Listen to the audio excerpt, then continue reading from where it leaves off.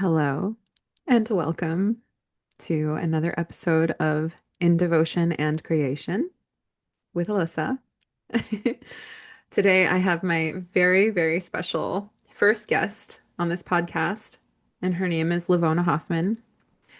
And I have had the profound privilege of growing closer in friendship with this woman in the last couple of years, especially in this year, 2025. And she has become such an incredible collaborator in my life and just such a brilliant, beautiful, embodied queen, Queen Lo. And it feels so good to open this conversation. I have a sense that there will be many more to come.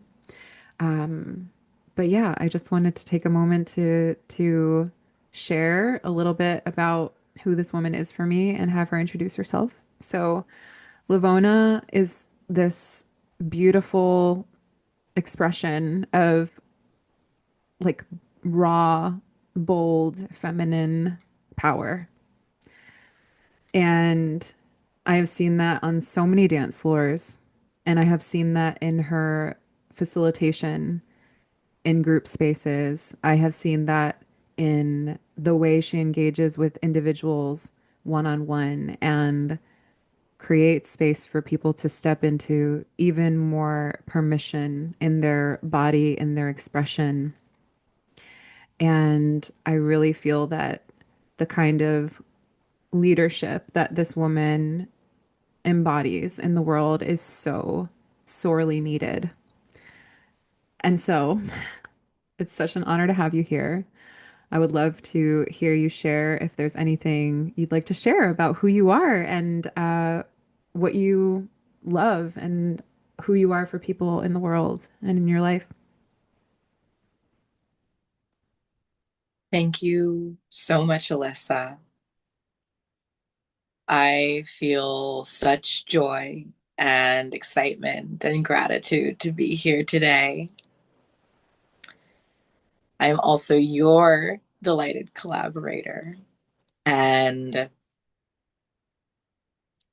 we make such beautiful magic together wherever we go, on and off the dance floor. And I'm in always such awe for who seems to find us out in the wild.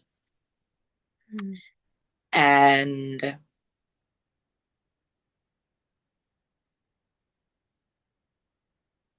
my journey with dance and leadership has been both the greatest blessing in my life. And I'm so humbled by this experience, and also in some ways, not even my choice. My relationship with God has grown deeper and deeper with some wobbles along the way, but is really comes first literally within 5 minutes of waking up. I'm on the prayer mat every day. And it was after a 10-year hiatus from low self-worth, of not dancing at all. And my first really deep program that I did, where it just came through so strongly as a recommitment to myself and self-love, to give myself the gift of dance again. And I vowed to let myself dance. And that was just over years ago. It was like literally the end of July 2020. Dance has totally exploded and taken over my life, starting from Latin partner dance, primarily bachata, and later freestyle dance, discovering New York nightlife, finding so many other incredible dancers along the way, like mm, and the feedback that I was receiving along the way of like, do you teach? Where did you learn? Things like that. Like, I don't know. It's just me and God. I just open and this is what happens. And and with the leader, and we can go so much more into that in a bit, but um with the leadership component, this feels very much like my dharma, my divine assignment. For the longest time I said that I'm a delighted second in command. I love expanding on the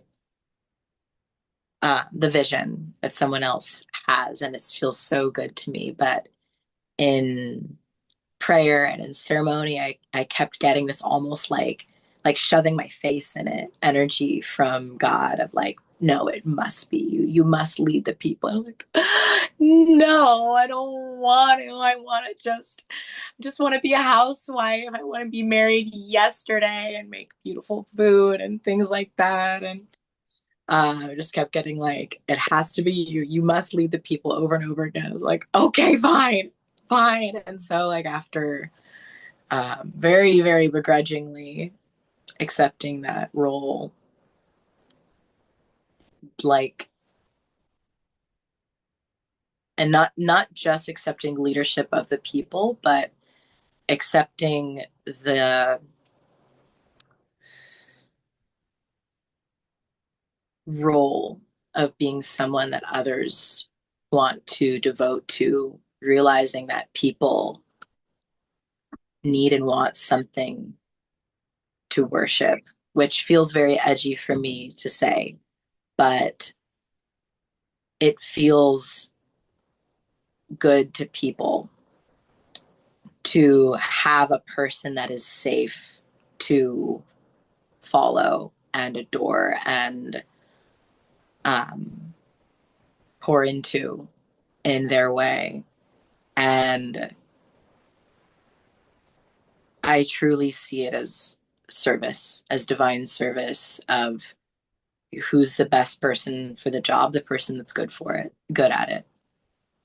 And so I'm accepting that responsibility deeper and deeper and always in curiosity of how I can serve better and how my spaces can be safer and more delightful for people to show up to, and how to create a sense of commitment and um,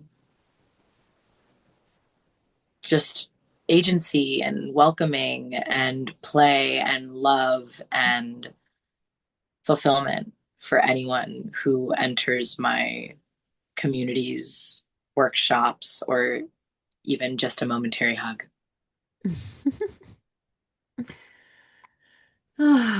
Yes, you are someone that I have seen so beautifully like cultivate an atmosphere around you and around what you do where it's like your the activation in your body activates the people in your presence in this way that I really haven't seen before. And you really have created such a like soft and gentle landing spot for people to get more deeply in touch with their body, with their expression, and with really just what's possible through movement and through being in such profound approval of like the desires that are like moving through us and through our bodies and like attuning to that in the moment, which I so so I have really well, okay, so a little bit of background for Levona and I coming more deeply into contact is that we both have learned such like oh my God I can't even I don't even know how to introduce this woman, but we met through the field of Gillian Pothier, who is a woman who is steeped in deep devotional feminine codes and she is a teacher of many, and her spaces are really in devotion to women coming so deeply home to ourselves and to our creational potency, and also into an honoring and respecting of men and the masculine and God. And one of the most beautiful things that I have experienced in Gillian's spaces is this reconstituting of God the Father that has been so healing for my feminine heart. And I'm most certainly going to share more about that on future episodes. But the part of the reason that I have felt so excited to work with you, Levona, is because you have experienced these teachings as well. And you have this, like, there's such a beautiful, like, un unspeakable texture of like womanhood that is awake and alive in women who have experienced teachings like Jillian's and teachings in the what I now know of as the devotional feminine spaces. Almost entirely online right now. We're scattered all around the world. But I we met because our dear friend Lindsay, who was also in the All for Love field, Jillian's program, that's most foundational teaching program around the devotional feminine and repair with the masculine. We were all in it together, and Lindsay hosted a gathering that we all came to. Several of us, I think five total. Levona was there, and this was several years ago. And just slowly over time, we have stayed in contact. And this year, earlier this year, January, she called me, you called me, and asked me if I wanted to DJ for an event that you were calling Dance Surrender. And it's a blindfolded partner dance experience where the follows are blindfolded and invited into a deeper surrender in the body. And the leads are invited into learning what embodied, artful, conscious leadership feels like. And I remember feeling really excited and just like, nervous and all the things when you invited me into this role. And I have just been so in awe of what happens in these spaces. And so I would love to hear some of your, gosh, realizations in hosting this event and facilitating this event that, where largely it's men in leadership role and women in the follower role, although anyone can choose whichever role they wish to embody in a dance surrender experience. But yeah, I would love to hear more about how your experiences in coming to this devotional place as a woman created the desire for a space like dance surrender, like when it mixed with the embodiment of dance that you had like already been living inside of. I'm so curious about that journey and just how it was birthed. Yeah. Thank you so much for asking. Hmm. So, Dance Surrender, the experience, was merely externalizing years of research, experimentation, theory development, try again, adjust, try again. And when I finally mapped it out, and I'll go back into that in just a moment, but when I finally mapped it out, it was just creating framework that for the feeling that I had inside of myself, that like the creating the point of origin for someone who had never touched this work before, and what that unraveling feels like in the body and in discovery. And yes, we're using dance as the modality, but I understand it like building a song with the layers and the tones and the exploration. And by the time even the first one ran, I'm like, I am in awe and gratitude, and I'm not surprised at all. Like there was zero surprise. There was like a sense of like triumph for like, yes, I did it. But I was like, of course they received it. Of course it worked. So to bring it back to Gillian, I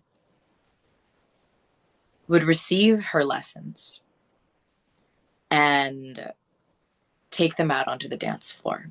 I found that my partner dance life, bachata for me, was the perfect lab for tinkering with these experiments and with concepts like seeing and worshiping the imperfect king in him, opening the flower of your heart, choosing reverence, being in curiosity to what he will create for you, never anticipating what's coming, and trusting the wisdom of your body so deeply and how profoundly God has you. Every time that I would consciously use these energetics in my dances, like I would receive this feedback from my leads, from these men, be like, oh my God, that was the most connected dance I've ever felt. That was so magical. What was that? I'd just be like, yeah, it's so weird. I don't know. And so like every time I would notice myself getting in my head or thinking I knew it was coming, or um, having some kind of complaint, I would stop and melt into whatever was happening, and just almost immediately the connection would synchronize and the dance would take off, and it was just so incredible. Um and because of my trust in God and men in this experience, I improved in this dance very quickly. I remember like after only having danced for a few weeks, a few months even, I'd tell them how long. They'd be like, what? There's no way. And sure, 10 years prior, I was like dancing consistently in high school, but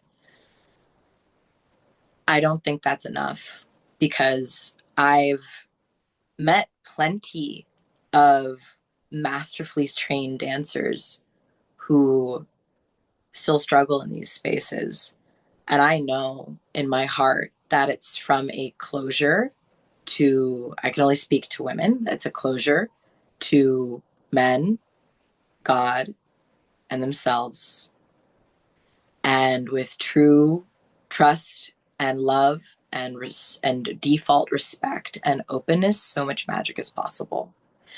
And I reached a point where I ached, ached for everyone, especially women, to feel the way that I felt. Sometimes I would weep about it, just like crying, like, please, God, how do I share this? And and kind of go into this low responsibility, like, or like I'll say shirking responsibility, fear, numbness of like, oh well, and just kind of shy away from it, and it would just keep knocking. The knocks got louder. Like, okay, I'm gonna birth this thing, and called up my dear friend and dance comrade Miles, who's been the original lead and co-facilitator in this experience. I thought I was going to invite him to be the musical accompaniment at first, but he was the one who posed, well, what if I'm your dance partner? And I wasn't sure if there was going to be a dance partner for me putting this into existence, but I just like, yes, that's it. And bless him, he like helped me with his masculine vision, like put some structure and some and like an arc. Like I knew how things wanted to unfold. He really helped me bring it into the physical. And where energetics are first, and to be very clear that this is not about being a good dancer. This is not performance. It's not learning how to dance. It is how to feel another person and how to feel the energetic of this like polarized relationship orientation of true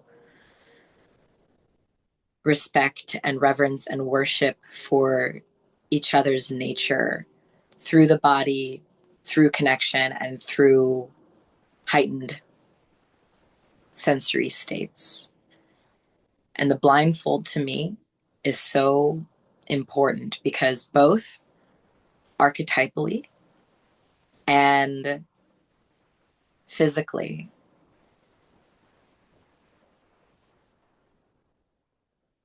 the feminine must be blind. When she is fully present, fully in trust to the vision that he holds for both of them, in a sense, there's no time for her to know. It would take her out of her body and her experience to know what is coming. And she knows the power of this, both in herself and how he feels when he is given the reins like this. Mm-hmm. And trusting him and trusting herself to be a vessel of creation for him. And so we physically remove her means of placing judgment and assessing risk in a way that so she can have an enhanced experience of being present with her body and her partner. And I feel such delight at the end of these experiences where the followers are like, who was he? I have no idea who my lead was, but the second one made me feel this way, and his hands were like this, and just like my glee of like this like this mythic middle of the experience, just to give a sneak peek for all those who don't know. You start and end the session with the same person, so you can both feel them before and after and have a safe sense of containment with familiarity from start to finish. So you have around 3 people in the middle who you just had a completely touch based, totally PG experience with. Um, and every time I can feel how the seeds are planted in the hearts and bodies of my participants, both as leads and follows. And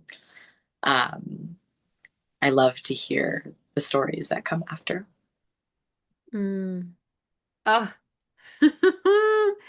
Yes, yes, yes. Same. Wow. Thank you for all of that. And, something that I remembered in your sharing is, oh, the amount of times that we have had feedback from men in this space that have said how profound an experience it is to have women trust them. Ooh, ooh.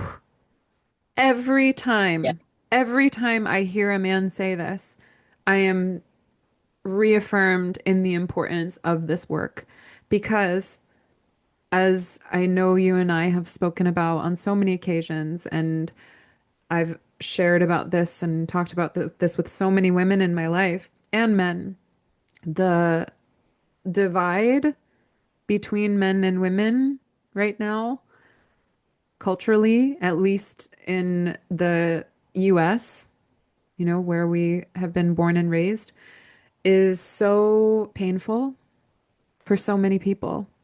The casting of men and maleness and masculinity as toxic, Mm. right? And the ways that women have been so brought out of our feminine design and in just like caught in the web of how we're supposed to how we're supposed to be in the world, like how we're supposed to do, how we're supposed to act, like rather than getting in touch with womb, getting in touch with the depths of our female cycles. There's such a it's like such a fracturing, right? That has felt really heartbreaking to witness. And I also feel so inspired because what becomes possible with the amount of fracturing that there is culturally between men and women is so it's it's it's so magical. It's like actually miraculous when I and we get to witness what happens when there's a willingness to trust again. Because something I have learned in my life, in my experience in relationships, is like trust is created when it's given.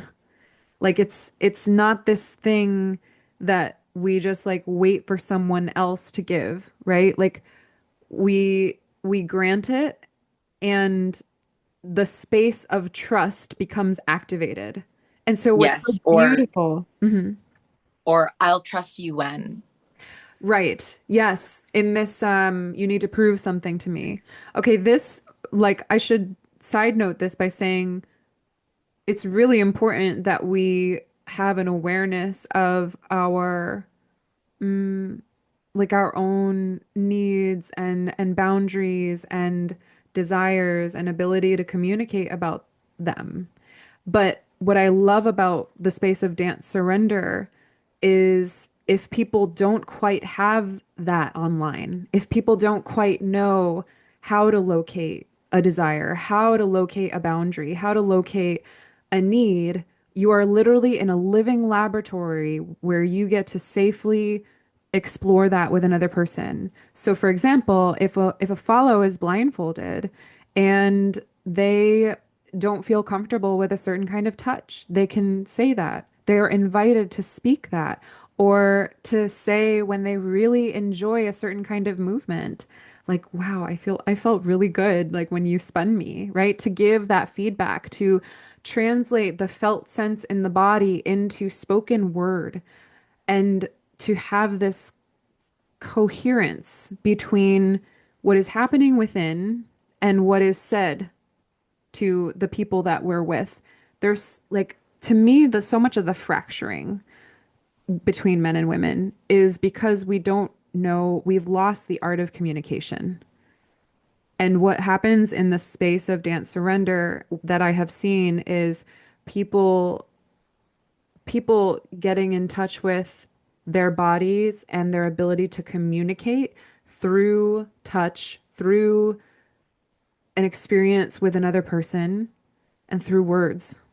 And like, where else do we get to practice this? Like this is such a beautiful laboratory. And so that's why I've been so excited to be a part of this. Thank you. And what I was actually going to add on to that is outside of the context of sex. Yes. Yes. There are spaces and opportunities to explore these energies, but the thing that I have found frustrating is that most of what I've seen offered is in kink spaces. Mm, And I fully support that. I love that for all who feel drawn to those spaces. And I find that it's hard to connect that in both a like a non-sexual and a, like a even platonic way, or and I also find that people that go through the kink pipeline are seldom taught real sensing, and there's a lot of words, there's a mm, lot of checks and balances, contracts, things like that, but sensing a person's style, sensing a person's energy, nonverbal consent, mm, having a default space of trust where intuition can bloom, and having tools developed without the use of sexual energy with clothes on, I find helps make it more relatable to the topside world and even just improves spatial awareness. Like a big element of great leadership in partner dance is proximity and not bumping into another couple. And let's say a man is on a date with a woman and they're walking side by side and her focus is completely on him. She's just in that happy dum dum place of I'm having such a good time. I have no thoughts in my brain. And if he doesn't have that proximity awareness, she might shoulder check someone because he didn't know to be watching her. mm, And from being in a space like this, he knows to keep just enough of outside world awareness where he can grab her by the shoulder and bring her closer mm. or to stop her Yeah. or to speed up just a little bit. Like these are the incredible ways that this work translates to everyday life. Yes. Amen. Ah, I mm, I am so grateful that there is a space for people to learn these skills, to learn these embodied intimacy skills. And it's so fun. Like this gets to be fun. I think that is something that I've also seen so missing from the sort of modern outpicturing of dating and relating is there's a lot of struggle, there's a lot of talk about trauma and you know just a lot of anger and resentment and victimhood and blaming and it's just sucked so much of the fun out of like dating and relating. And I love this space just being a pure open invitation to play, that at the end of the day, and something that you always presence in the space, this is not about looking good. This is about about play. This is about experimenting. This is about you just being more in touch with your body and with another person. And yeah, to your point about it not being sexual, that it's this very open space for us to explore that like I'd never encountered a space like this. So it feels so exciting. The horizon here feels so exciting. So on that note, I will very excitedly share that Levona and I have in our joint inspiration around this vision and what is possible here, we have created a production company to house the events that we are here to seed and to create. And we feel so excited about what is to come here and so open for the other players and collaborators and like beautiful events and experiences that get to grow out of the seed that has been planted with Dance Surrender. So that this coming Wednesday, August 20th, we're hosting the first, well, I should say the current iteration of House of Muses because I did do this event a couple of years ago, and it is a space where women get to come and explore the fullness of our sensual expression. So the kinds of movement that we might limit ourselves in on a nightclub dance floor or the ecstatic dance floor, this is a space to really just be fully expressed and unleashed in like our primal, in our sensuality, in like our sexiness and our drama, like really getting into the nooks and crannies of how the body wants to move, just Yes. amongst women. And yeah, so I feel so excited for that. And hmm, you know, at the end of the day, what I've realized about myself is that I just in everything that I do, I'm here for people to have a good time. You know, like there's such a there's such a seriousness in the air for so many people right now. And Yeah. I just have seen enough in my life. I've been on enough dance floors. I've been around enough creative people and innovative humans to realize that like we're so blessed. We're so blessed to have these bodies. We're so blessed to have this planet. We're so blessed to have the technology that we have and to be able to share experiences like this across the internet, across the world, and to gather people in a space who like are bought into this kind of vision. And so we're just we're just doing the thing. It feels really good. So Yes. I would love to hear what is your like what's part of the vision for you, you know, of what gets to what is exciting you about what's on the horizon with spaces like Dance Surrender and House of Muses and everything else that's going to blossom out of this. Like what's the excitement there?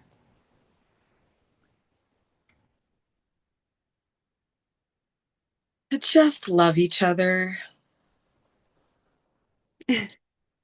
It just, we make it so complicated. Like, mm, you, you did this to me, that person did that to me. I can't trust so and so because this, all people like this are like that. And, um, you know, I don't feel safe, delete, delete, delete. This is not me. I'm speaking hypothetically. All the words of like, I don't feel safe to pursue my dreams. My dreams aren't worth it because this, I can't have the relationship I dream about because it's just so unreasonable. Or they they have this trait that I want, but I'm just broken, so I can never be that way.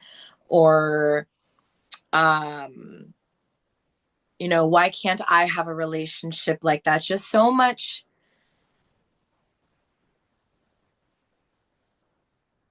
false disempowerment. And it pisses me off, honestly. Like, I want to say, like, oh, like sadness, compassion. Like, yes, but also, like, it pisses me off. We're all Mm, so powerful. And the love of our dreams is like right here. The veil is so thin. So thin. I always say we're drowning in a foot of water and we just got to stand up. Ooh, babe. It's not that deep. It's not that deep. Mm, And I just feel so excited and passionate to help people stand up in the way that I have been tasked by God. There's a million different ways to skin this cat, and this is what God has placed on my heart in the need that the people have and the way that I can serve. And mm, this feeling that I've been granted, that has been placed in my heart of how I feel with men, yeah. how I feel with my sisters, how I feel in community in any room I walk into, and hearing how people are crippled with social anxiety, and they feel undesirable and they have to settle for this thing. I'm like, no, no, you can have it all. You can have Mm, it all. mm, And yeah. I am a firm believer that true transformation, true evolution requires the love and participation of other humans. And so, yes, I and we will create solo practices, one on one work, but the most potent experiences always happen in communion. Mm. Oh, wow. Beautifully said. Yes, when we are strong in heart, strong and soft in heart, strong and flexible in spine, strong and flexible in spirit as individuals, and then we bring that to union and to partnership. That's powerful. And to Yeah, have partnerships like that inside the communities that we live in, that make up the communities that we are a part of, that's world changing. That is, that's so, it's wild how radical that actually is now. And it's wild how easily accessible it actually is when we have a willingness to show up for ourselves and to show up for each other and in the interest of joy and connection and yeah, the love that gets to be alive, like alive in a room, you know? yeah, Oh, it's so delicious. It's so like we could talk about it all day, but it's really being in spaces like this that I have remembered and I have witnessed so many people remember like this is how life is supposed to be. And we've yeah, just forgotten for a very long time, but we're in the great remembrance, right? That's really how I feel. Like what a revival, what a renaissance we're in, you know? And it really feels like just the beginning. It really does. So it is such an honor to be co-creating with you. And we are also really excited to share that we have our biggest dance surrender experience happening on September 19th, 2025 at Sound Mind Center in Dumbo, Brooklyn. And my goodness, this is going to be one for the books. And I'm so excited to see who comes to this space and who's willing to say yes and willing to mm, experiment and play and be together. And I feel so honored to create the musical journey for these experiences. Yeah. yes. And not just that, But one more thing that I'll add to what makes these spaces so incredible is to witness the the confessive aspect of it. There's like the secret admission of like not only am I like also speaking as the client, not only am I timid to admit that I want this, but oh my God, look at how many other people in this room have secretly wanted this. It's so taboo to admit, like to say, I am a woman who desires to submit to a great man. Mm. Whew. Or to say, as a man, I am a man who desires to lead a woman and create a great kingdom. Oh, yes. Like, Cue and we heart all get to have melting. this together. That's so cool. Yes. That's so cool. Yes. Like it's not a PC thing right now. It's Yeah. like almost the edge workery thing to say that. So I applaud so deeply everyone who chooses to enter this space. It's not like it's unlike any other blindfolded modality I've ever seen for that reason. Oh, yes. Thank you for naming that. Like the heat of Yeah. choosing this kind of experience and path.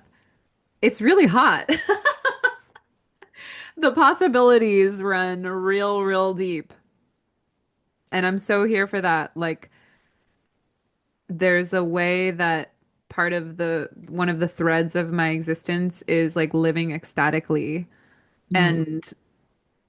And that it's not this like pie in the sky, like, oh my God, I just get to be happy all the time. It's like, no, I'm real with the energy that's moving through me and how it wants to be animated in a space, and then how it wants to be animated in an experience with another person. And for me, with a man who's leading me, like how our energy gets to be like animated in a space together, that it gets to be artful, that it gets to be hot, right? That it gets to be interesting and fun and silly and like all textures of what we all desire in intimacy.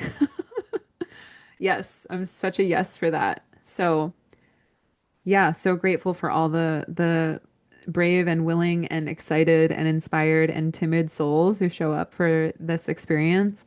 And yeah, I'm so excited to see what's to come and to Goodness. continue this conversation with you. Yee! Do you have any final words, yeah, about this or your maybe something that you might pass on to someone who is at the beginning of exploring their connection to their body and like their mm, longing for like permission to be fully themselves.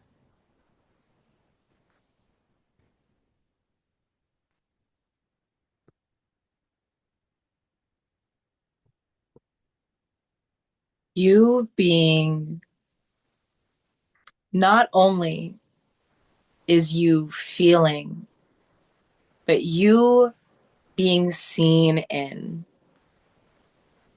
your pleasure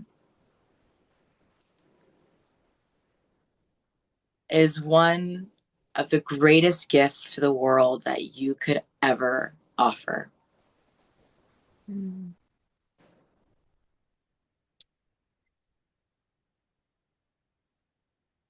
You get to have that for you and It will ripple out in inspiration and secondhand permission for everyone around you.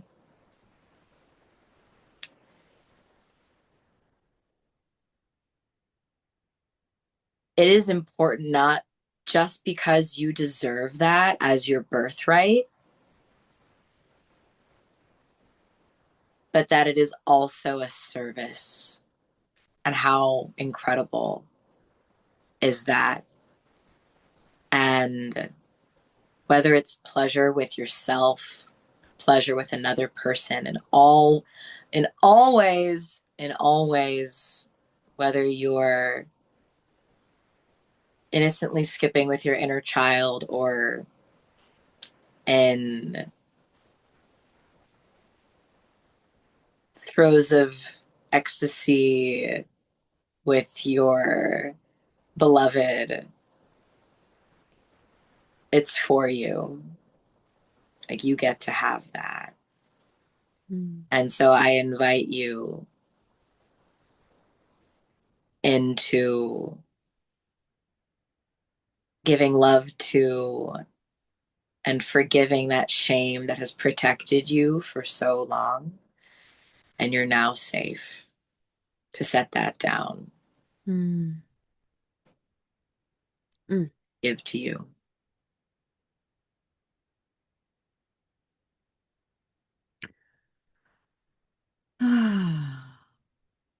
Thank you. Mm. Our expression for expression's sake and it being of service to the world. Amen. Amen. Thank you so much, Levona, for joining me for this conversation. And I'm so looking forward to what gets to blossom this coming season with you. Likewise, Alyssa, thank you so much for having me today. And it's such a treasure to co create with you in all the ways. Mm. Thank you, love. Mwah. Blessings. And thank you so much to everyone listening. Tune in to the next episode of In Devotion and Creation. And as a reminder, the House of Muses will be on Wednesday, which will be a women's only embodied, delicious, juicy, explorational dance discovery. And that will be hosted at Samadhi in Greenpoint. And the biggest dance surrender yet will be at the Sound Mind Center on September 19th. And we look forward to seeing you there. Let's make some magic. Yes, ma'am. All right, signing off for now. Sending you all so much love. Mwah.